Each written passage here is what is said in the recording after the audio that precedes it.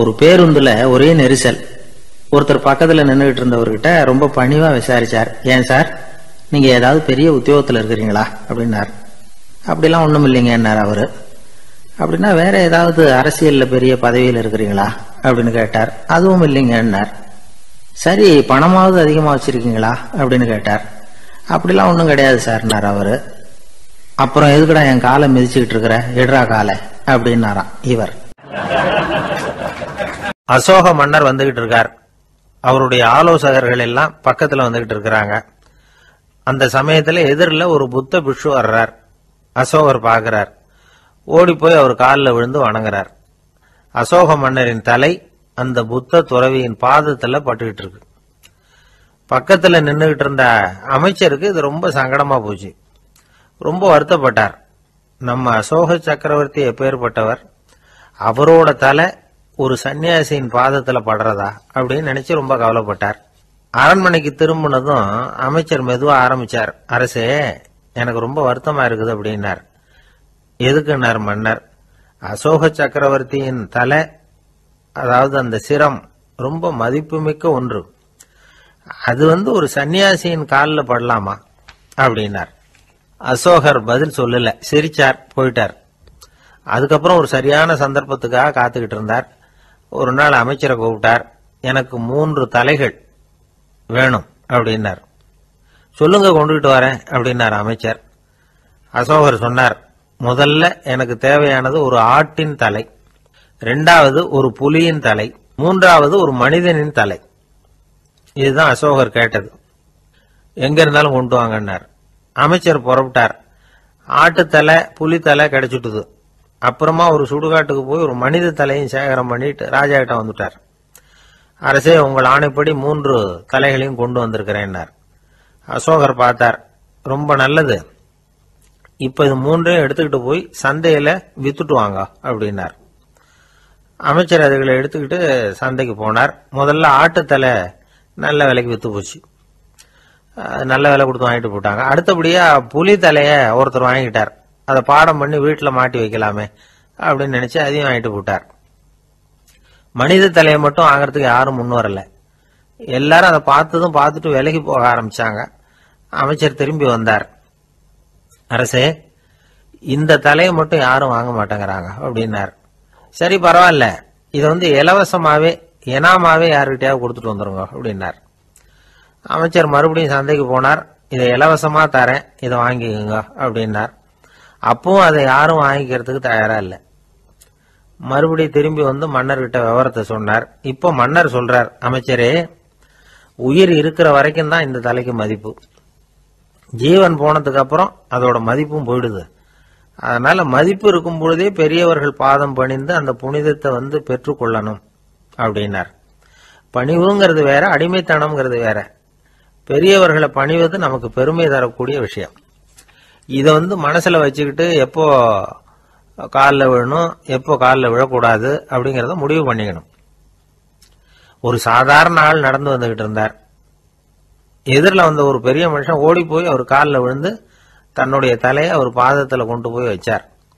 கொஞ்ச நேரம் கழிச்சு எழுந்திரிச்சு வந்துட்டார்.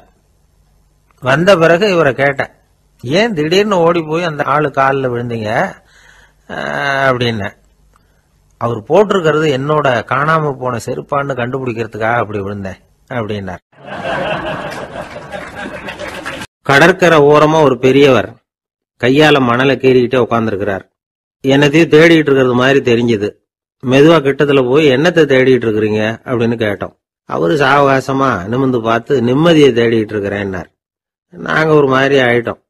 இருந்தாலும் சமாளிச்சுக்கிட்டு, சார், மணல்ல கிழிஞ்சல் தான் கிடைக்கும், நிம்மதி கிடைக்காது அப்படின்னோம். சரி, இன்னைக்கு வசமா நம்ம கிட்ட ஒரு ஆள் மாட்டிக்கிட்டார் அப்படின்னு நினைச்சு அவர் பக்கமா போய் உட்காந்துக்கிட்டு கதை சொல்ல ஆரம்பிச்சிட்டோம். ஒரு பெரிய மன்னர் இருந்தார். அவருக்கு எல்லா வசதியும் இருந்தது. இருந்தாலும் ஒரே ஒரு குறை. அது என்னன்னா நிம்மதி இல்லைங்கிற குறை. அரண்மனையில தினமும் கலை நிகழ்ச்சி, நாட்டியம் எல்லாம் நடந்துகிட்டு தான் இருந்தது. இருந்தாலும் நிம்மதி இல்லை. சரி, நிம்மதி எங்க கிடைக்கும் அப்படின்னு தேட ஆரம்பிச்சார். உடனே அதுக்கான முயற்சிகள்ல தீவிரமா இறங்கினார். நாட்டில் உள்ள தத்துவ மேதைகளை எல்லாம் கூப்பிட்டுட்டு வர சொன்னார். எல்லாரும் சேர்ந்தாங்க. அவங்கள பார்த்து நிம்மதி எங்க இருக்குது அப்படின்னு விசாரிச்சார். அவங்களுக்கு அது தெரிஞ்சா ஏன் இப்படி ராஜா முன்னாடி நின்றுட்டு இருக்க போறாங்க? ராஜாவோட கேள்விக்கு ஒவ்வொருத்தரும் ஒவ்வொரு மாதிரி விளக்கம் கொடுக்க ஆரம்பிச்சிட்டாங்க. எந்த பதிலும் ராஜாவுக்கு திருப்தி அளிக்கக்கூடிய அளவுக்கு இல்லை. சரி போயிட்டு வாங்கன்னு சொல்லி அவங்கள எல்லாம் அனுப்பி வச்சுட்டார். ஒரு நாள் அவர் மாளிகையில உப்பரிகையில நின்றுட்டு இருக்கிறார். அந்த சமயத்துல தெருவுல ஒரு பிச்சைக்காரன் ரொம்ப உல்லாசமா பாட்டு பாடிக்கிட்டே போயிட்டு இருக்கிறான். குரல்ல ஒரு சந்தோஷம், நடையில ஒரு மிடுக்கு. அவன்கிட்ட கொஞ்சம் கூட கவலை இருக்கிறதா தெரியல. உடனே ராஜா அதை பார்த்தார். ஏவலாளிகளை வந்து கைதட்டி கூப்பிட்டார். உடனே ஓடி போய் அந்த பிச்சைக்காரனை இங்க அழைச்சிட்டு வாங்கன்னு உத்தரவு போட்டார். இவங்க உடனே ஓடி போய் அவனை கூப்பிட்டாங்க. அரண்மனைக்கு வாழ்ந்தாங்க. அவன் வரல. அரண்மனைக்குள்ள அடி எடுத்து வைக்க மாட்டேன்னு சொல்லிவிட்டான். ராஜா கிட்ட வந்து விஷயத்தை சொன்னாங்க. அவருக்கு ரொம்ப ஆச்சரியம், இப்படி ஒரு ஆள் இருக்கிறானா அப்படின்னு. சரி அவன் என்னதான் சொல்றான் அப்படின்னு விசாரிச்சார். இவங்க மறுபடியும் தெருவுக்கு போய் கேட்டாங்க. என்ன பார்க்கணும்னா ராஜா விருப்பப்பட்டாருன்னா அவரை வேணும்னா இங்க வர சொல்லுங்க அப்படின்னு சொல்லிவிட்டான். அதை வந்து ராஜா கிட்ட சொன்னாங்க. அவருக்கு கோபம் வரல. இவ்வளவு சுதந்திர உணர்வோடு இருக்கிறவன் சாதாரண ஆளா இருக்க முடியாது அப்படின்னு நினைச்சார். உடனே கிடுகிடுன்னு இறங்கி தெருவுக்கு வந்தார். பிச்சைக்காரங்கிட்ட போனார். நீ கவலைப்படாம சந்தோஷமா பாடிக்கிட்டு போறியே, அது எப்படி முடியுது உன்னால அப்படின்னு கேட்டார். ஏன் அப்படி கேக்குறீங்கன்னா அவன், அதுக்கு இல்ல, எனக்கு அரண்மனையில எவ்வளவோ சுகபோகங்கள்லாம் இருக்கு, இருந்தாலும் நிம்மதி இல்ல. இது ஏன்னு எனக்கு தெரியல. இந்த தேசத்துல உள்ள அறிஞர்களை எல்லாம் கூப்பிட்டு கேட்டு பார்த்துட்டேன், அவங்களுக்கும் தெரியல. உன்னை கேட்டா தெரியும்னு நினைச்சேன், அதனாலதான் சந்திக்கிறதுக்கு ஆசைப்பட்டேன். ஆனா நீ வரமாட்டேன்னுட்டியே அப்படின்னார். பிச்சைக்காரன் கடகடன்னு சிரிக்க ஆரம்பிச்சுட்டான். மகிழ்ச்சிக்கும் உங்களுக்கும் தடையா இருக்கிறது இந்த மாளிகை தான். இதை விட்டுட்டு வெளியில வந்துட்டா நிம்மதி தேடிட்டு வந்துரும்னா. நான் அரசன், எனக்குன்னு கடமைகள் இருக்கு, அதையெல்லாம் விட்டுட்டு எப்படி வர முடியும்னார் ராஜா. ரெண்டும் ஒரே நேரத்துல கிடைக்கணுங்கிறது முடியாத காரியம். உங்க சுகபோகத்துக்கு விலையாதான் உங்க நிம்மதியை கொடுத்துக்கிட்டு இருக்கிறீங்க. என்ன பாருங்க, என்கிட்ட எதுவும் இல்லை, அதனால எதுவும் போயிடுமோங்கிற பயமும் இல்ல, நிம்மதியா இருக்கிறேன் அப்படின்னா அவன். ராஜா உடனே சந்தோஷப்பட்டு தன்னுடைய மேலங்கியை எடுத்து அவனுக்கு பரிசா கொடுத்தாரான். அவன் சிரிச்சுக்கிட்டே அதை வாங்க மாட்டேன்னு விட்டானான். இதை நீங்க எனக்கு கொடுக்கறதுனால எந்த பயனும் இல்லை, அதே நேரத்துல அதை வாங்கிக்கிட்டேன்னா அடுத்த வினாடியிலிருந்து அதை எப்படி காப்பாத்துறதுங்கிற கவலை எனக்கு வந்து சேர்ந்துரும், அப்புறம் தூக்கம் வராது, நிம்மதி போயிடும் அப்படின்னானா. சொல்லிவிட்டு அவன் பாட்டுக்கு சந்தோஷமா பாடிக்கிட்டே போயிட்டான். நிம்மதி எங்க இருக்குங்கிறதையும் ராஜா தெரிஞ்சுக்கிட்டார். அந்த இடத்துக்கு தன்னால போக முடியாதுங்கிறதையும் அவர் புரிஞ்சுக்கிட்டார். இப்படி இந்த கதைய அந்த கடற்கரையில மணலை கீறிக்கிட்டே உட்கார்ந்துருந்தார அந்த பெரியவர்கிட்ட சொல்லி முடிச்சோம். அவர் முகத்துல ஒரு தெளிவு தெரிஞ்சது. எங்களை நிமிர்ந்து பார்த்தார். ரொம்ப நன்றிங்க, இப்ப எனக்கு தெரிஞ்சு போச்சு, நிம்மதி வேணும்னா அதுக்கு என்ன பண்ணணும்னு இப்ப நல்லா புரிஞ்சுக்கிட்டேன் அப்படின்னார். என்ன புரிஞ்சுக்கிட்டீங்கன்னு கேட்டோம். இனிமே இந்த பக்கம் வந்தா உங்க கண்ணுல படாத இடமா பார்த்து உட்காரணும்னு புரிஞ்சுக்கிட்டேன் அப்படின்னார். ஒரு சன்னியாசி, அவரு ஒரு நாள் ஒரு கனவு கண்டாராம். அந்த கனவுல அவர் சொர்க்கத்துக்கு போறார். அங்க ஒரு பெரிய திருவிழா நடந்துகிட்டு இருக்குது. எங்க பார்த்தாலும் அலங்கார வளைவுகள், வண்ணமயமான விளக்குகள், பாதைகள் பூரா மலர்கள், எல்லா கட்டடங்களும் ஒளிமயம். அவ்வளவு கோலாகலமா பிரம்மாண்டமா அந்த திருவிழா நடந்துகிட்டு இருக்குது. அது என்ன திருவிழாங்கிறது இந்த சன்னியாசிக்கு புரியல. அங்க எதிரில் வந்துகிட்டு இருந்த ஒருத்தரை நிறுத்தி, என்ன விசேஷம் இங்க அப்படின்னு விசாரிச்சாராம். உனக்கு தெரியாத விஷயம், இன்னைக்கு இறைவனுக்கு பிறந்த நாள், அதைத்தான் எல்லாரும் சேர்ந்து கொண்டாடுறோம். இதுக்காக பிரம்மாண்டமான ஊர்வலம் ஒன்று வரப்போகுது, இறைவனே அந்த ஊர்வலத்தில் கலந்துகிறார் அப்படின்னார் அவர். உடனே அந்த சன்னியாசி ஒரு மரத்து நிழல்ல ஒதுங்கி நின்றுக்கிட்டார். ஊர்வலம் வந்துகிட்டு இருக்குது. முதல்ல ஒரு குதிரை வந்துகிட்டு இருக்கு, அது மேல ஒருத்தர் உட்காந்துருக்கிறார். அவருக்கு பின்னாடி நிறைய பேர் கூட்டமா வந்துகிட்டு இருக்கிறாங்க. இவ்வளவு கூட்டம் இவர் பின்னாடி வருதே, யார் இவரு அப்படின்னு கேட்டார். ஒரு மதத்தின் பெயரை சொல்லி, இவர் அந்த மதத்தின் தலைவர், அவரை பின்பற்றுகிற மக்கள் கூட்டம் பின்னாடி வந்துகிட்டு இருக்குது அப்படின்னு விவரம் சொல்லியிருக்கிறாங்க. இவங்களுக்கு அடுத்தபடியா இன்னொரு குதிரையில ஒருத்தர் வந்துகிட்டு இருக்கிறார். அவருக்கு பின்னாடி ஏகப்பட்ட கூட்டம். இவர் யாருங்க அப்படின்னு கேட்டிருக்காரு சன்னியாசி. அங்க இருக்கிறவங்க விவரம் சொல்லியிருக்கிறாங்க. இன்னொரு மதத்தின் பெயரை சொல்லி, இவர் அந்த மதத்தினுடைய தலைவர், அவர் வழியை பின்பற்றுகிறவர்கள் அவர் பின்னாடி கூட்டமாக வந்துகிட்டு இருக்கிறாங்க அப்படின்ட்டு இருக்காங்க. இப்படி ஒவ்வொருத்தரா குதிரை மேலே வந்துக்கிட்டே இருக்கிறாங்க. அவங்கள பின்பற்றியும் ஒவ்வொரு கூட்டம் வந்துக்கிட்டே இருக்குது. அந்த பெரிய ஊர்வலம் அது பாட்டுக்கு போய்கிட்டு இருக்குது. கடைசியாக அது முடிஞ்சது ரொம்ப நேரம் கழித்து. அதுக்கப்புறம் கொஞ்சம் நேரம் கழித்து ஒரு வயசான ஆள் குதிரை மேலே வந்துக்கிட்டு இருக்கிறார். ஆனால் அவருக்கு பின்னாடி யாருமே இல்லை. அவர் பரிதாபமாக தனியாக வந்துக்கிட்டு இருக்கிறார். அவர் அந்த ஊர்வலத்தை சேர்ந்தவரா இல்லையாங்கிறதே தெரியல. இவர் யார், இவர் ஏன் இப்படி தனியாக வந்துக்கிட்டு இருக்கிறார் அப்படின்னு கேட்டிருக்கார் அந்த சன்னியாசி. என்னது இப்படி கேட்குறீங்க? இவர் தான் கடவுள், இவருக்காக தான் இன்னைக்கு இந்த ஊர்வலமே நடக்குது, இவருக்கு தான் இன்னைக்கு பிறந்த நாள், முன்னாடி போகிற ஊர்வலம் பூரா இவருடைய பிறந்த நாளை கொண்டாடுறதுக்காக தான் அப்படின்ட்டுருக்காங்க. இதை கேட்டதும் அந்த சன்னியாசிக்கு திடுக்குன்னு தூக்கி போட்டிருக்கு. இது வரைக்கும் கனவு கண்டுகிட்டு இருந்தவர் முடிச்சுக்கிட்டார். அதுக்கப்புறம் தான் யோசித்து பார்த்துருக்கார். உண்மைதான், மக்கள் எல்லாரும் வந்து பக்தி மார்க்கத்தில் போகிறதா நினச்சிக்கிட்டு பாதம் மாறி போயிட்டு இருக்கிறாங்க. கடவுளை பின்பற்றுவதாக நினைக்கிறாங்க பக்தர்கள். ஆனால் கடவுளுக்கு பின்னாடி யாருமே இல்லை. இன்னமும் இயல்பாக இதை பற்றி யோசித்து பார்த்தா உண்மைக்கு பின்னாடி தான் நான் போய்கிட்டு இருக்கேன் அப்படின்னு நிறைய பேர் சொல்கிறாங்க. ஆனால் அந்த உண்மை வந்து அனாதையாக போய்கிட்டு இருக்குது. அப்படி ஆயிட்டுது உலகம். இந்த காலத்துலேயும் ஒரு ஊர்வலம், ஒரு பெரிய மனுஷருக்கு பிறந்த நாள் விழா. அவர் குதிரை மேலே ஏறி முன்னாடி போயிட்டு இருக்கிறார். அவருக்கு பின்னாடி ஒரு 100 பேர் தொண்டர்கள் அவங்க பாட்டுக்கு போகிறாங்க. எல்லாம் பணம் கொடுத்து ஏற்பாடு பண்ணவங்க, எல்லாம் பணம் வாங்கிட்டு முன்னாடி போயிட்டுருக்குறாங்க. கொஞ்சம் தூரம் நடந்ததும் கால் வலிக்க ஆரம்பிச்சுட்டுது. ஒவ்வொருத்தராக அப்படியே ஒதுங்க ஆரம்பிச்சிட்டாங்க. அதான் முன்னாடியே பணம் கிடச்சிட்டுதே, இனிமேல் ஒதுங்கினா என்னன்னு ஒதுங்கிட்டாங்க. ஒரு கட்டத்தில் குதிரையில் போகிறவர் தற்செயலாக திரும்பி பார்க்குறாரு, பின்னாடி யாருமே இல்லை, எல்லோரும் ஓடி போயிட்டாங்க. ஒரே ஒரு ஆள் மட்டும் ரொம்ப விசுவாசமாக பின்னாடி நடந்து வந்துக்கிட்டு இருந்தான். ஏன்ப்பா நீ மட்டும் வந்துக்கிட்டு இருக்கிறியே, நீ வீட்டுக்கு போகலையான்னு கேட்டிருக்காரு அவர். நீங்கள் அந்த குதிரையையும் அதுக்குள்ளே வாடகை பணத்தையும் கொடுத்துட்டீங்கன்னா நானும் போயிடுவேன் அப்படின்னு நானாம் இந்த ஆள். ஒரு ஊரில் ஒரு ஆள் இருந்தான், தையல் கடை வச்சுருந்தான். அவங்கிட்ட ஒருத்தன் ஒரு சட்டை துணி எடுத்து கொடுத்து தைக்க சொல்லியிருந்தான். வர்ற சனிக்கிழமை வா வந்து வாங்கிட்டு போ அப்படின்னு அவன் சொல்லியிருந்தான். அதே மாதிரி இவன் வந்தான். அவன் தச்சு வச்சிருந்த சட்டையை கொடுத்தான். இவன் வாங்கி அங்கேயே போட்டு பார்த்தான். கை நீளம் ஒன்றுக்கு ஒன்று வித்தியாசமாக இருந்தது. வலது கை இடது பக்கத்தை விட நீளம் குறைச்சலாக இருந்தது. அவன் முணுமுணுக்க ஆரம்பிச்சுட்டான், என்ன இது இப்படி தைச்சுட்டியேன்னு. இதுக்கு அவன் சொன்னான், ஐயையோ இதுக்காகவா சங்கடப்படுறீங்க, வலது கையை மட்டும் கொஞ்சம் உள்ள இழுத்தாப்புல வச்சுக்கிட்டீங்கன்னா சரியா போகுது, மற்றபடி அந்த சட்டையில் உள்ள கலை அம்சத்தை கவனிங்க, எவ்வளவு அற்புதமாக தைச்சிருக்கேன் பாருங்க, ஒரு சின்ன குறைய வந்து இப்படிலாம் பொருட்படுத்த வேண்டியதில்லை, நான் சொன்னது மாதிரி கையை கொஞ்சம் உள்ள இழுத்தது மாதிரி வச்சுக்கிட்டு நடந்து போங்க, ஜோரா இருக்கும் அப்படின்னா. அவனும் யோசிச்சு பார்த்தான். சரியான யோசனையாக தான் தோணுச்சு. கொஞ்சம் முயற்சி பண்ணி வலது கையை கொஞ்சம் உள்ள இழுத்து சட்டை சரியா இருக்கிறது மாதிரி பண்ணிட்டான். இப்போ மறுபடியும் ஒரு பிரச்சனை. வலது கையை உள்ள இழுத்த மாதிரி அப்படியே வச்சுக்கிட்டதும் முதுகு பக்கம் கொஞ்சம் துணி தளர்த்தியா தொங்குறது மாதிரி தெரிஞ்சுது.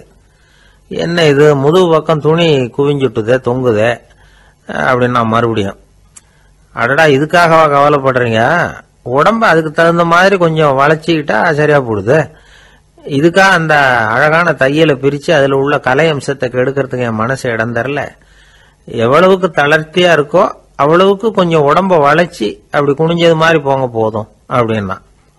அதுவும் நல்ல யோசனையாக தான் பட்டுது இவனுக்கு. சரின்னு சொல்லிவிட்டு புறப்பட்டான். தெருவில் இறங்கினான்.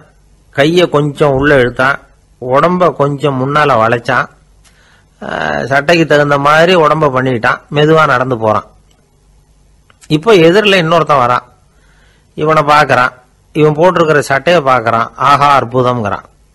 சும்மா சொல்லக்கூடாது, ரொம்ப நல்லா இருக்கு, நிச்சயமா இது வந்து இந்த ஊர் மேல தெருவில் இருக்கிற ஒருத்தன் இருக்கானே அவன் தைச்சதா தான் இருக்கணும் அப்படின்னா. இதை கேட்டதான் அவனுக்கு ஆச்சரியம். எப்படி அவ்வளவு கரெக்டா கண்டுபிடிச்சிங்க அப்படின்னு கேட்டிருக்கான். இதுக்கு அந்த வழிபோக்கன் சொன்னானா, அவன் ரொம்ப கெட்டிக்காரன், உங்களை மாதிரி உடம்பும் கையும் வளைஞ்சு போன ஒரு ஆசாமிக்கு அவனை தவிர வேற யாராலேயும் இவ்வளவு பொருத்தமான ஒரு சட்டையை தைக்க முடியாது அப்படின்னானா. பாருங்க, அவனுக்காக இவன் அனுசரிக்க போய் இவனோட நிலைமை எப்படி ஆயிடுது பாருங்க. இதே மாதிரி தான் சில சடங்குகளும் சம்பிரதாயங்களும் நம்மளை வந்து கோமாளி ஆக்கி விட்டுரும். எதுவா இருந்தாலும் அதுல வந்து அறிவுபூர்வமான அணுகுமுறை அவசியம்.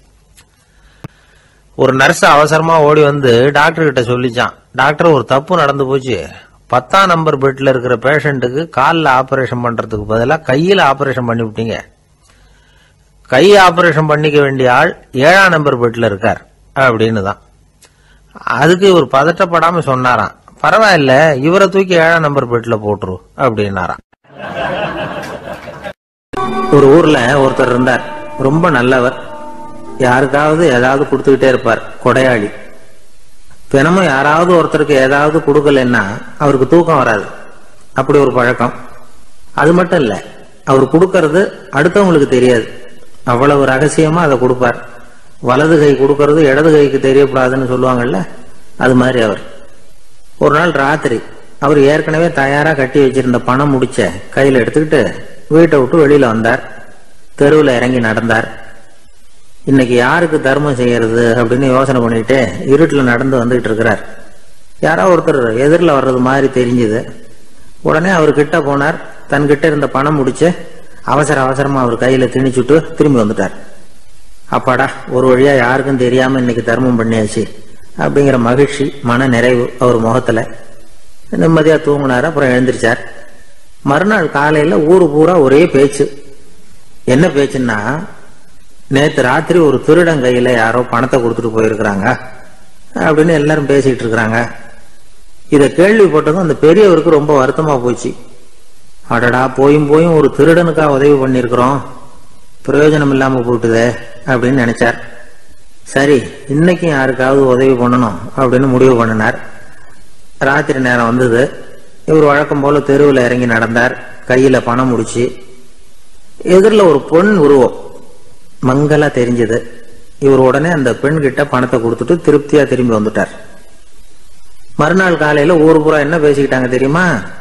நேற்று ராத்திரி நெறி தவறி நடக்கிற ஒரு பெண்ணின் கையில யாரோ பணத்தை வச்சுட்டு போயிருக்கிறாங்க அப்படின்னு எல்லாரும் பேசிக்கிறாங்க. அடடா, இன்னைக்கும் தவறுதலா நடந்து போச்சு அப்படின்னு ஒரு வருத்தப்பட்டார். இருக்கட்டும், இன்னைக்கும் ஏதாவது தர்மம் பண்ணுவோம் அப்படின்னு நினைச்சுக்கிட்டாரு. மூணாவது நாள் ராத்திரியும் புறப்பட்டார். இப்பவும் எதிரில் ஒருத்தர் வந்தார். இவர் பணத்தை கொடுத்தார், திரும்பி வந்துட்டார். மறுநாள் மக்கள் என்ன பேசிக்கிட்டாங்கன்னா, நேற்று ராத்திரி ஒரு செல்வந்தர் கையில யாரோ பணத்தை கொடுத்துட்டு போயிருக்கிறாங்க அப்படின்னு பேசிக்கிட்டாங்களாம். அவருக்கு ரொம்ப வருத்தமா போட்டுது. என்ன இது தினம் இப்படி ஆகிட்டு இருக்குதே அப்படின்னு நினைச்சுக்கிட்டே படுத்து தூங்கினார். அன்னைக்கு ராத்திரி ஒரு கனவு. அந்த கனவுல இறைவன் வந்து சொன்னாராம், இத பாருப்பா, நீ கொடுத்த தர்மம் வீணா போயிடல. உன்கிட்ட பணம் வாங்கின அந்த திருடன் திருந்திட்டான், அந்த பொண்ணும் திருந்திட்டா, அந்த செல்வந்தனும் கொடையாளி ஆயிட்டான், எல்லாருக்கும் உதவி பண்ண ஆரம்பிச்சுட்டான் அப்படின்னு சொன்னாராம். இந்த கதையை சொன்னவர் யாருன்னா நபிகள் நாயகம். இதுல உள்ள கருத்து என்னன்னா, நல்ல மனசோட தர்மம் பண்ணுனா அது வீணா போறதில்லை. இன்னொரு கருத்து, தர்மம் வந்து தன்னை மட்டுமல்ல அடுத்தவங்களையும் தீமையிலிருந்து காப்பாற்றும். இதுதான் நாம புரிஞ்சுக்க வேண்டியது. இந்த காலத்திலயும் இது மாதிரி சில சம்பவங்கள் நடக்கிறது உண்டு. ஒரு பெரியவர் இருட்டுல நடந்து வந்துகிட்டு இருந்தாரு. எதிரில் வந்த ஒருத்தன் வலுக்கட்டாயமா ஒரு கையை பிடிச்சி ஒரு பண முடிப்பை கொடுத்து வச்சுக்க சொல்லிவிட்டு விலகி போயிட்டான். பெரியவருக்கு ஆச்சரியம், இந்த காலத்திலயும் இப்படி வலது கை கொடுக்கறது இடது கைக்கு தெரியக்கூடாதுன்னு நினைக்கிற கொடையாளிகள் உண்டு போல இருக்கு அப்படின்னு யோசனை பண்ணிக்கிட்டே நடந்தார். கொஞ்ச தூரம் போயிருப்பாரு. அதுக்குள்ள அதே ஆள் திரும்பி வந்தான். கொடுத்த பண முடிப்பை திருப்பி கொடுங்க அப்படின்னு கேட்டு வாங்கிட்டான். இவருக்கு ஒன்றும் புரியல. ஏன் இப்படி பண்றேன்னார். அது ஒண்ணும் இல்லைங்க, கொஞ்ச நேரம் இதை உங்ககிட்ட கொடுத்து வச்சிருந்தேன், அவ்வளவுதான் அப்படின்னா. ஏன்னு கேட்டார். என்னை பின்னாடி போலீஸ் தேடிக்கிட்டு வந்துகிட்டு இருக்குது, அதுதான் அப்படி பண்ணேன், இப்ப போயிட்டுது, இனிமே ஒன்றும் பயம் இல்லை அப்படின்னு சொல்லிவிட்டு அவன் பாட்டுக்கு நடந்து போறான். தான் மட்டும் வாழ்ந்தா போதும் அப்படின்னு நினைக்கிறவங்க உண்டு. தானும் வாழணும், அடுத்தவங்களும் வாழணும் அப்படின்னு நினைக்கிறவங்களும் உண்டு. முதல்ல சொன்ன வகையை சேர்ந்த மனிதர்கள் எப்படி தெரியுமா? எப்படியாவது தான் மட்டும் வாழ்ந்தால் போதுங்கிற நினைப்பு தான் எப்பவும் அவங்களுக்கு இருக்கும். தங்களுடைய வளர்ச்சிக்கு எது தடையா இருந்தாலும் சரி, யார் தடையா இருந்தாலும் சரி, அதை அழிச்சுட்டு தான் மறுவேலை பார்ப்பாங்க. அவங்க எல்லாம் பாவ காரியங்களுக்கு தயங்குறதே இல்லை. அப்படிப்பட்ட வாழ்க்கை அவங்களுக்கே இடைஞ்சல அமைஞ்சு விடுறது உண்டு. அதை விளக்கறதுக்கு ஒரு கதையும் உண்டு. ஒரு ஊர்ல அப்படிப்பட்ட ஆள் ஒருத்தன் இருந்திருக்கான். நிறைய பாவங்களை செஞ்சவன். அதன் காரணமா நரகப்படுகொழியில விழுந்துட்டான். நரகப்படுகொழிங்கிறது ஒரு பெரிய கிணறு மாதிரி. ஏற்கனவே பாவம் செஞ்சவங்க நிறைய பேர் அதுல விழுந்து கிடக்குறாங்க. உள்ள ஏகப்பட்ட சத்தம், எல்லாம் அந்த பாவாத்மாக்கள் போடுற சத்தம். இப்போ விழுந்தானே இவனும் சத்தம் போட்டான். இவன் போடுற சத்தம் கொஞ்சம் அதிகமா கேட்டுது. இந்த கிணத்துக்கு பக்கத்துல புத்தர் உட்கார்ந்துருக்கிறார். அவர் காதுல இவன் போடுற சத்தம் விழுந்தது. உடனே அந்த கிணத்தடிக்கு போனார். குனிஞ்சு பார்த்தார். சாமி, என்னை காப்பாத்துங்க அப்படின்னு கத்தனா இவன். புத்தர் அவனை கொஞ்சம் கவனிச்சு பார்த்தார். மனித சமுதாயத்துக்கு அவன் என்னென்ன கெடுதல் பண்ணியிருக்கிறாங்கிற விவரம் எல்லாம் அவர் மனக்கண்ணில் தெரிஞ்சது. அவருக்கு எல்லாம் புரிஞ்சு போச்சு. இருந்தாலும் அவனை காப்பாத்துறதுக்கு ஏதாவது வழி உண்டா அப்படின்னு யோசிச்சார். அவன் தன்னுடைய வாழ்நாள்ல ஏதாவது நல்லது செஞ்சிருக்கானா அப்படின்னு பார்த்தார். ஒரே ஒரு சமயம் அவன் தன்னுடைய காலடியில மிதிபட இருந்த சிலந்தியை மிதிக்காமல் தாண்டி போயிருக்கிறான். இந்த ஒரு காரியத்துக்காக அவனை கரையேற்ற முடியுமா அப்படின்னு நினைச்சார். அவ்வளவுதான். உடனே அவர் கையில ஒரு சிலந்தி வந்து உட்கார்ந்துதான். அதுகிட்ட இருந்து நூல் இழை வெளிவர ஆரம்பிச்சது. அந்த நூல் இழை கிணற்று ஆழம் வரைக்கும் அப்படியே நீண்டுகிட்டே போச்சான். புத்தர் பார்த்தார். இந்த நூலை பிடிச்சுக்கிட்டு மேலே ஏறி வா அப்படின்னார். என்னங்க சொல்றீங்க, இந்த சிலந்தி நூல் என்ன தாங்குமான்னு கத்தனான். எல்லாம் தாங்கும், அதை பிடிச்சுக்கிட்டு ஏறி வா அப்படின்னார். சந்தேகத்தோடவே அவன் அந்த நூல் இழைய பிடிச்சி இழுத்து பார்த்தான். ரொம்ப வலுவா இருந்தது. அவனுக்கு ஆச்சரியம். அதை பிடிச்சிக்கிட்டு மெதுவா மேல ஏறி வர ஆரம்பிச்சுட்டான். பாதி தூரம் ஏறி வந்திருப்பான். அப்ப அவன் காலுக்கு கீழே ஏதோ சத்தம். என்னன்னு குனிஞ்சு பார்க்கறான். கீழே கிடந்தவங்க சில பேரும் அந்த நூலை பிடிச்சி மேல வந்துகிட்டு இருக்கிறாங்க. இவனுக்கு கோபம் வந்துட்டுது. தன்னுடைய இடுப்புல வச்சிருந்த கத்தியை எடுத்து தன்னுடைய காலுக்கு கீழே நூல் இழைய அப்படியே வெட்டி விட்டுட்டான். இனிமே நாம மட்டும்தான் மேலே ஏறி வந்துடணும் அப்படின்னு நினைச்சுக்கிட்டான். ஆனா நடந்தது என்ன தெரியுமா? மொத்த நூல் இழையும் அப்படியே அருந்து கீழே விழுந்துட்டுது. அவனும் பொத்துன்னு கீழே விழுந்துட்டான். மறுபடியும் கத்த ஆரம்பிச்சுட்டான். ஏற்கனவே அவன் செஞ்சிருந்த ஒரு சிறு கருணை அந்த நூல் இழைக்கு உறுதியை கொடுத்தது. இப்போ அவன் செஞ்ச பாவம் அந்த நூல் இழைய வலுவிழக்க செஞ்சுட்டுது. அடுத்தவங்களும் வாழணுங்கிற எண்ணம் அவனுக்கு இருந்திருந்தா இப்ப அவனும் கரையேறி வந்திருப்பான், மற்றவங்களும் சௌக்கியமா வந்து சேர்ந்திருப்பாங்க.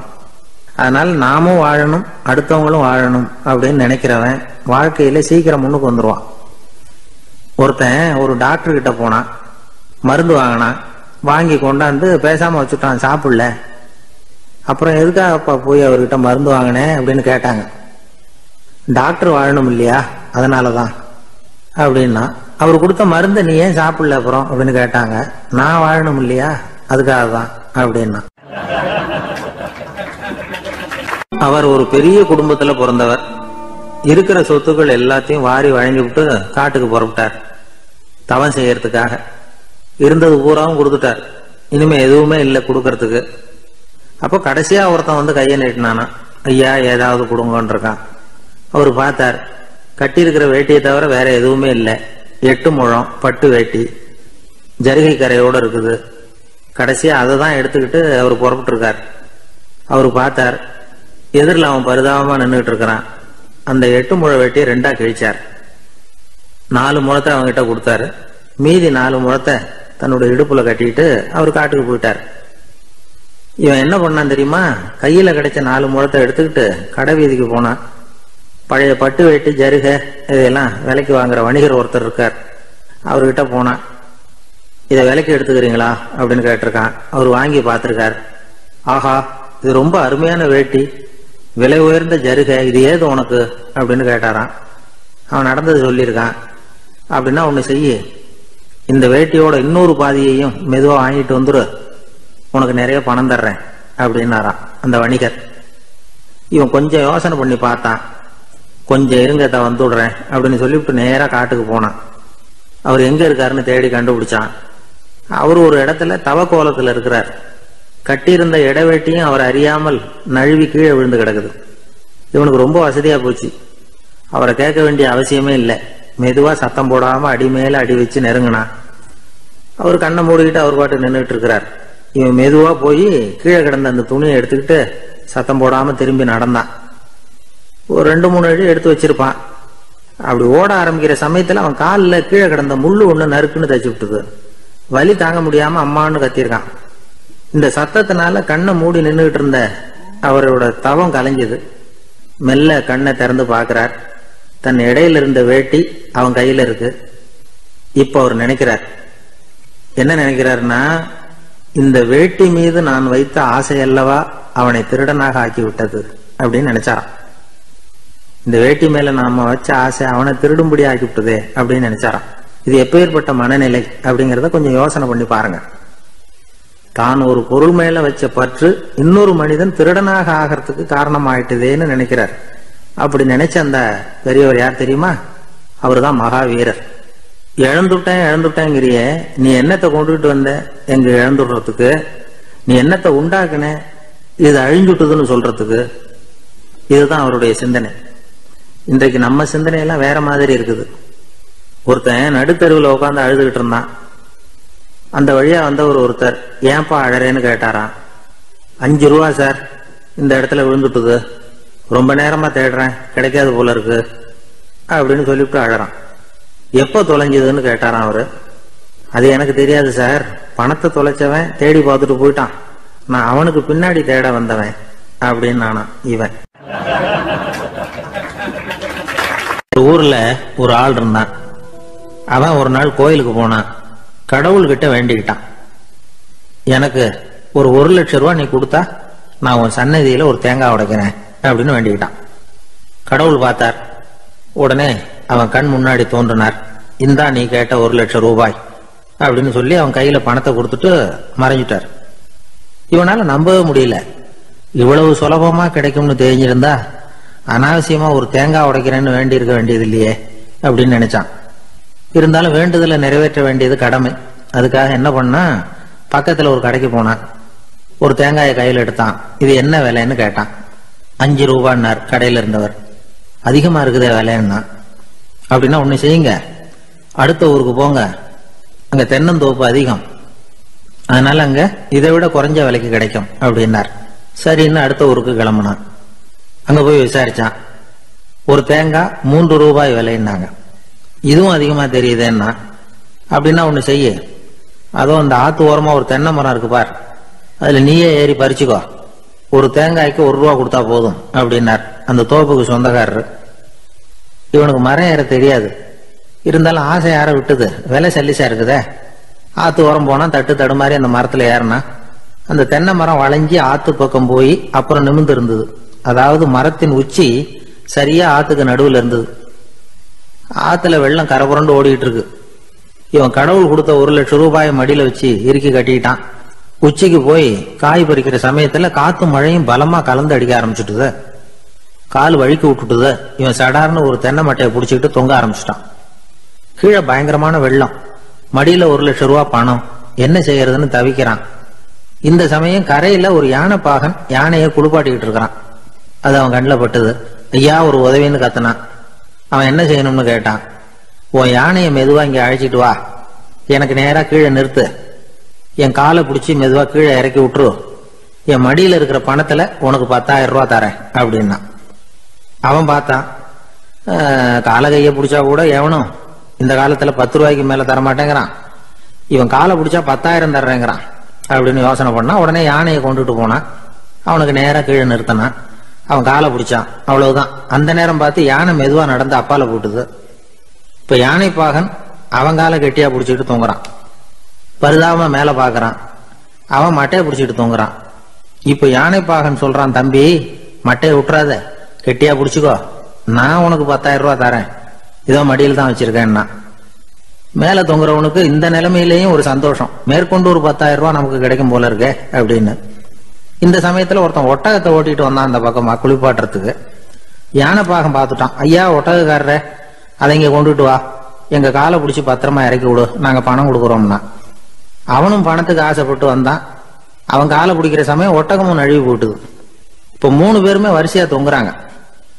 ஒட்டகக்காரன் கத்துறான், தம்பி மட்டையை விட்டுறாத, கெட்டியா பிடிச்சுக்கோ, நான் என் மடியில இருக்கிற 5,000 உனக்கு தந்துடுறேன்னா.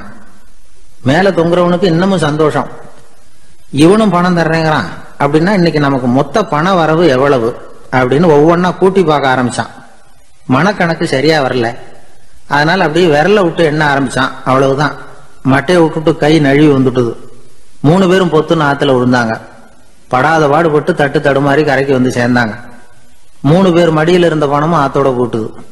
பேராசை பெருநஷ்டம் அப்படின்னு ஒரு பழமொழி இருக்குல்ல, அதை விளக்கறதுக்காக சொல்லப்பட்ட கதை இது.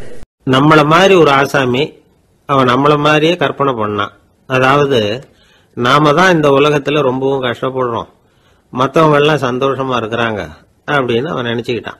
அவன் ஒரு நாள் கடவுளை வேண்டிக்கிட்டானா, சுவாமி இந்த உலகத்துல எவ்வளவோ பேர் இருக்கிறாங்க, ஒவ்வொருத்தருக்கும் ஒவ்வொரு விதமான கஷ்டம் இருக்கலாம், ஒத்துக்கிறேன், இருந்தாலும் எனக்கு அது கொஞ்சம் அதிகமா இருக்கிறது மாதிரி தெரியுது, அதனால நீங்க எனக்காக ஒரு சின்ன உதவி செஞ்சா போதும். அது வேற ஒண்ணும் இல்ல, என்கிட்ட இருக்கிற துயரங்களை இன்னொருத்தர் யாருகிட்டயாவது கொடுத்துருங்க, அவர்கிட்ட இருக்கிற துயரங்களை என்கிட்ட மாத்தி கொடுத்துருங்க, ஒரு மியூச்சுவல் டிரான்ஸ்பர், அவ்வளவுதான், அப்படி பண்ணிவிட்டா போதும் அப்படின்னு வேண்டிக்கிட்டானா. அன்னைக்கு ராத்திரியே அவன் ஒரு கனவு கண்டிருக்கான். வானத்திலிருந்து ஒரு குரல் கேட்டிருக்கு. அது என்ன சொல்லிச்சு தெரியுமா? ஏ ஜனங்களே, எல்லாரும் அவங்க கஷ்டங்களை ஒரு பையில போட்டு எடுத்துக்குங்க. அப்படி எடுத்துக்கிட்டு நேரா இந்த ஊர் எல்லையில இருக்கிற கோயிலுக்கு வந்து சேருங்க அப்படின்னு அந்த குரல். ஆஹா, கடவுள் நம்ம பிரார்த்தனைக்கு செவி சாய்ச்சுட்டார் அப்படின்னு சந்தோஷப்பட்டான் இவன். உடனே என்ன பண்ணா, தன்கிட்ட இருந்த கஷ்டத்தையெல்லாம் ஒரு சாக்கு பையில போட்டு எடுத்துக்கிட்டான். வீட்டை விட்டு வெளியில வந்தான். தெருவில் இறங்கி நடக்கிறான். அங்க பார்த்தா ஏகப்பட்ட பேர் ஆளுக்கு ஒரு பைய தூக்கிட்டு கோயிலுக்கு போயிட்டு இருக்கிறாங்க. சில பேர் மூட்டையா கட்டி தலையில சுமந்துக்கிட்டு போயிட்டு இருக்கிறாங்க. இவன் பார்த்தான். இவனுக்கு ரொம்ப ஆச்சரியமா இருந்தது. ஏன்னா எல்லாரும் வச்சிருக்கிற பைய இவன் பைய விட பெருசா இருந்தது. இவன் பை தான் இருக்கிறதுலயே கொஞ்சம் சின்னதா தெரிஞ்சது. இப்ப அவன் மறுபடியும் சாமியை வேண்டிக்கிட்டான். கடவுளே, இப்ப உள்ள சூழ்நிலையை கவனிச்சா என்கிட்ட இருக்கிற பைய பரவாயில்லன்னு தோணுது. அதனால வேற பைய எதையும் மாத்த வேணாம், இதுவே பரவாயில்ல, இந்த பையோட திரும்பி வீட்டுக்கு போனா போதும்னு நினைக்கிறேன் அப்படின்னு ஏதோ நினைக்க ஆரம்பிச்சுட்டான் அவன். எல்லாரும் கோயிலுக்கு போய் சேர்ந்தாங்க. கோயில்ல அந்த குரல் மறுபடியும் கேட்டுது. எல்லாரும் அவங்கவுங்க பைகளை சோகத்துல தொங்க விடுங்க. திடீர்னு விளக்குகள் அணையும், மணி அடிக்கப்படும், அதுதான் அடையாளம். அந்த சமயத்துல இருட்டுல உங்களுக்கு வேண்டிய பைய நீங்க மாத்தி எடுத்துக்கலாம், தேர்ந்தெடுத்துக்கலாம். வெளிச்சம் இருக்கிறப்பவே உங்களுக்கு பிடிச்ச பைக்கு பக்கமா பார்த்து நீங்க நின்னுக்கலாம் அப்படின்னு சொல்லி விவரம் சொல்லிச்சான் அந்த குரல். அப்படி சொன்னதுக்கு அப்புறம் திடீர்னு விளக்கு அணைஞ்சுது, மணி அடிச்சுது. கொஞ்ச நேரம் கழிச்சு மறுபடியும் விளக்குகள்லாம் எரிஞ்சுது. இப்போ பார்த்தா எல்லாரும் அவங்கவுங்க பையையே கெட்டியா பிடிச்சிட்டு நிக்கிறாங்க. இவனும் அப்படியே நிக்கிறான். இவன் மெதுவா பக்கத்துல நிக்கிறவங்க கிட்ட கேட்டானா, ஏன் நீங்க பைய கையிலேயே வச்சிருக்கிறீங்க, செவுத்துல மாட்டலையா அப்படின்னு கேட்டிருக்கான். இல்லப்பா, நீ ஏன் கையிலேயே வச்சிருக்கிறியோ அதே காரணத்துக்காக தான் நாங்களும் வச்சிருக்கிறோம். நம்ம கவலைகளை பத்தி நமக்கு ஓரளவுக்காவது தெரியும். ஆனா மத்தவங்க கவலைகள் நமக்கு பரிச்சயம் இல்லாதவை, பழக்கம் இல்லாதது. அதனால நமக்கு தெரிஞ்ச கவலைகளை சமாளிக்கிறது சுலபம். தெரியாததை சமாளிக்கணும்னா மறுபடியும் ஆரம்பத்தில இருந்து ஆரம்பிக்கணும்.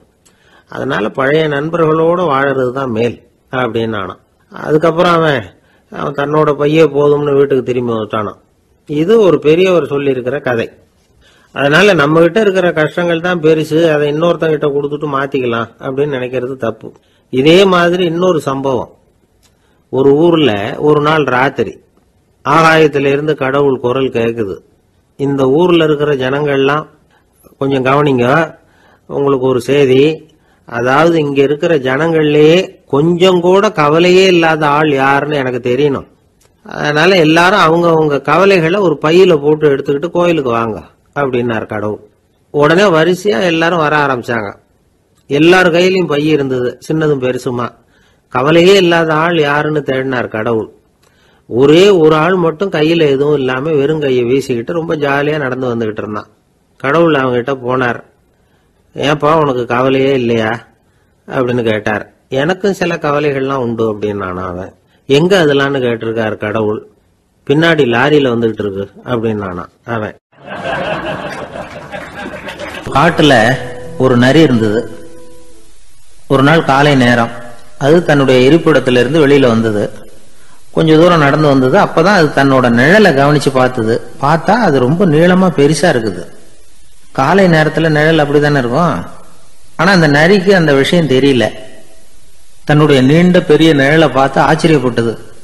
ஆஹா, நாம இவ்வளவு பெருசாவா இருக்கிறோம் அப்படின்னா என்னுடைய காலை சாப்பாட்டுக்கு ஒரு யானை இல்லைன்னா ஒரு ஒட்டகம் கிடைச்சாதான் சரியா இருக்கும் போல இருக்கு அப்படின்னு முடிவு பண்ணிட்டுது.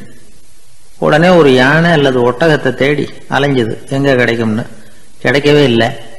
மத்தியானம் 12 மணி ஆயிட்டுது. பசியோட அலையுது.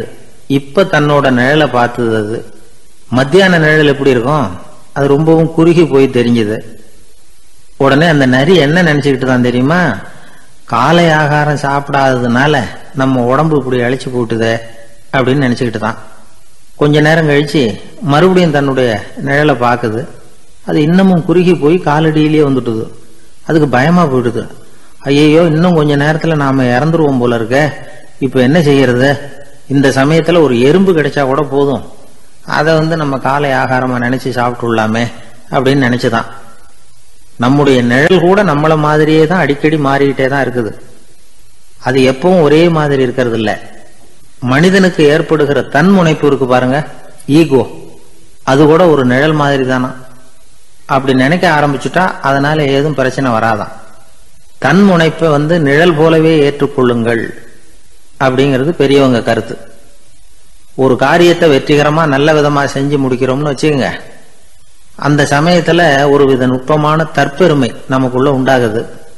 இது இயற்கையானது, அதனால இது மேல பற்று வைக்கக்கூடாது. அப்படி வைக்க ஆரம்பிச்சுட்டா அந்த தற்பெருமை ஒரு நிரந்தர விருந்தாளியா நம்ம கிட்ட தங்கிக்கும். நம்ம நிழல் எப்படின்னு பாருங்க, நாம நடக்கும் பொழுது நம்ம பின்னாடியே வரும். தன்முனைப்பையும் அப்படியே நினைச்சுக்குங்க. நிழல் யாருக்கும் எந்த பிரச்சனையையும் உண்டாக்குறது இல்லை. ஆனா அந்த நிழலை கண்டே நாம பயப்பட ஆரம்பிச்சுட்டா நாம எதுலையும் வெற்றி காண முடியாது. நிழலோட சண்டை போடக்கூடாது. அது மாதிரி தன்முனைப்போடவும் நாம சண்டை போட வேண்டியதில்லை. இல்லாத ஒன்றோடு சண்டை போடுறது எப்படின்னா அது இருட்டோட சண்டை போடுறது மாதிரி. நாம நிழல் கிடையாது, நம்ம கிட்ட இருக்கிற தன்முனைப்பு ஒரு நிழல். நம்ம நிழலையும் நமக்கு சமமா பாக்குறோம் பாருங்க, அங்கதான் சிக்கலே ஆரம்பம். இப்போ நாம நடந்து போய்கிட்டு இருக்கிறோம், நம்ம நிழல் தரையில விழுது. யாரோ ஒருத்தர் நம்ம நிழல் மேல காலை வச்சு நடந்து போறார். உடனே அவர்கிட்ட சண்டைக்கா போறோம், ஏண்டா என் நிழலை மிதிச்ச அப்படின்னு. நமக்கு தெரியும் அது நிழல் தாங்கிறது. அவர் உங்க மேல நடக்கல, உங்களுடைய நிழல் மேலதான் நடக்கிறார். அது மாதிரி உங்க தன்முனைப்பின் மேல யாராவது நடந்தா உங்களை அவமானப்படுத்துறதா நினைக்கிறீங்க. காரணம் நாமளும் நம்ம தன்முனைப்பும் ஒண்ணுங்கிற நினைப்பு தான் காரணம், மற்றபடி வேற ஒண்ணும் கிடையாது. நம்ம நிழல் மேல நடக்கிறவர் நம்மளை காயப்படுத்துறது இல்லை. தன்முனைப்பை வேண்டாத ஒன்னாவும் பார்க்க வேண்டியதில்லை. அது இயற்கை. நிழலை உங்க முன்னாடி வைக்க வேணாம், அது உங்க பின்னாடியே இருக்கட்டும். நிழலின் நிழலாகி விடாதீர்கள், நீங்கள் நீங்களாகவே இருங்கள். இதுதான் சான்றோர் சிந்தனை.